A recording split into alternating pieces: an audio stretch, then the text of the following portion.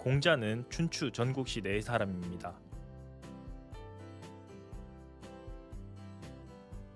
춘추 전국시대 이전에 고대 중국에는 주나라가 있었습니다. 주나라는 봉건제라는 독특한 통치 제도를 가지고 있었습니다. 주나라의 영토는 너무 거대해서 왕이 직접 통치할 수 없었습니다. 그래서 영토의 중앙 부분은 왕이 직접 통치를 하고 나머지 부분은 왕과 혈연 관계에 있는 사람들이 통치하도록 했습니다. 그리고 이렇게 지방을 통치하는 사람을 제후라고 부릅니다. 그런데 시간이 흐르면서 제후가 자식을 갖게 됩니다. 한 명의 제후에게는 여러 명의 자식이 있으니 제후는 자신이 가진 땅을 다시 나누어 자신과 혈연 관계에 있는 사람들에게 나눠줍니다. 처음에는 왕과 제후가 가까운 혈연 관계에 있기 때문에 제후들은 왕에게 충성할 수 있었습니다. 하지만 시간이 흘러 몇 세대가 지나면서 왕과 제후들의 혈연 관계는 옅어지게 되고 왕에 대한 충성도 약해집니다. 이로 인해 수많은 제후들이 왕에게 충성하지 않고 자신이 더 많은 영토와 권력을 갖기 위해서 왕이 되기 위해서 전쟁을 하기 시작했습니다. 더 이상 왕의 권위는 지방의 제후들에게 통하지 않았습니다. 이러한 과정을 통해 주나라의 봉건 제도는 붕괴하게 됩니다. 춘추 전국시대는 주나라 봉건제의 붕괴와 왕의 권위 하락을 배경으로 하는 시대였습니다. 공자는 춘추 전국시대 앞부분에 해당하는 춘추시대 사람입니다. 춘추시대에는 개인의 도덕적 타락과 사회의 혼란이 극심했습니다. 공자는 도덕적 타락과 사회 혼란을 해결하기 위해서 도덕적인 사회를 이룩하는 것을 목표로 했습니다. 이러한 목표를 달성하기 위한 방법은 공자가 직접 현실 정치에 참여하는 것과 새로운 정치 지배층을 양성하는 것입니다. 공자가 기르고자 했던 새로운 정치 지배층을 군자라고 합니다. 공자가 제시하는 군자의 모습은 우리가 윤리적으로 살아가는데 많은 교훈을 줍니다. 군자는 도덕적 목표를 가진 사람입니다. 스스로 도덕적 인격을 갖추고자 노력하는 사람입니다. 도덕적 인격을 갖추기 위해서는 두 가지 도덕성을 갖추어야 합니다. 하나가 내면적 도덕성이고 하나가 외면적 규범입니다. 공자는 군자가 인이라는 내면적 도덕성을 갖추어야 한다고 주장합니다. 인은 사람 인자와 두 이자가 결합한 한자어로 둘 이상의 사람이 교류하며 친하게 지내는 모습을 뜻합니다. 이를 바탕으로 인의 의미를 살펴보면 인은 사랑의 바탕을 둔 진정한 인간다움을 의미합니다. 여기서 인간다움이라고 함은 한 가지 덕이 아니라 공손함, 너그러움 등 여러 가지 덕을 포괄합니다. 한 가지 덕이 아니라 여러 덕을 포괄적으로 가질 때 인간답다고 할 수 있는 것입니다.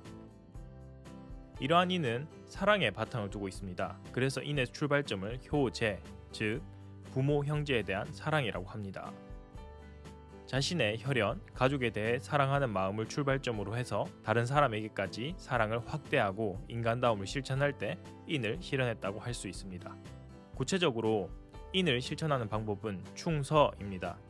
충서는 충과 서라는 두 가지 방법을 하나로 부르는 말입니다. 충이란 가운데 중과 마음심이 결합한 글자로 내 마음의 한 가운데 혹은 마음의 참된 부분을 의미합니다. 그래서 충은 마음에 조금의 속임도 없이 진실되게 하는 것, 성실하게 하는 것을 의미합니다. 이러한 점에서 우리가 사용하는 양심과 유사한 의미를 지닙니다. 서는 같을 여자와 마음 심자로 이루어진 한자어로 나와 타인의 마음을 같게 한다는 의미를 담고 있습니다. 구체적으로 서는 축이급인을 의미합니다. 축이급인이란 자신의 마음을 기준으로 다른 사람의 마음을 헤아리는 것을 의미합니다. 쉽게 말해서 자기가 싫어하는 일은 남에게 행하지 않는 것입니다.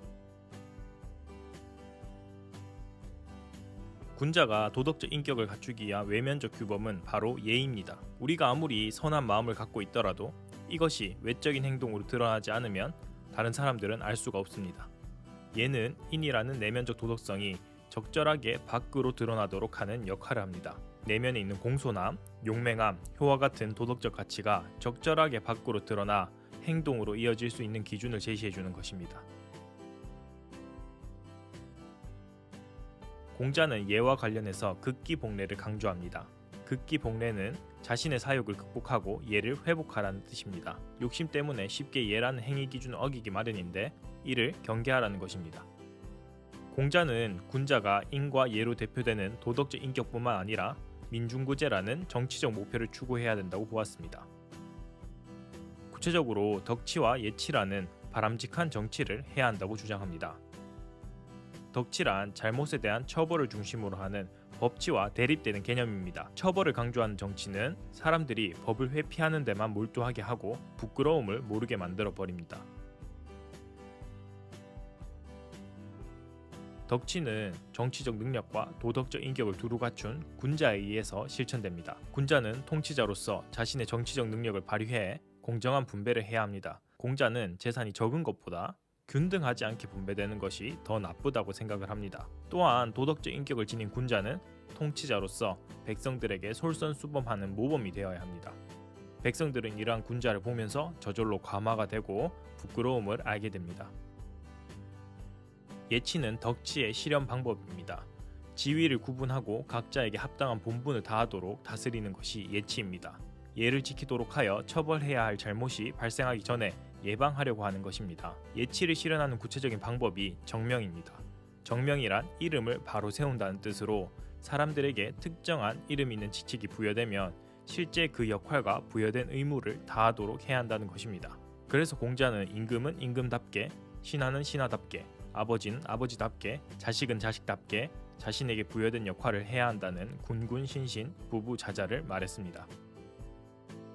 덕치와 예치를 통해 실현되는 이상적인 모습의 사회를 공자는 대동사회라고 합니다. 대동사회란 큰 도가 행해지고 모두가 하나가 되는 사회를 뜻합니다. 대동사회에서는 온 세상이 태평하여 서로 화목하고 평온한 삶을 누리게 되고 모든 사람이 더불어 살며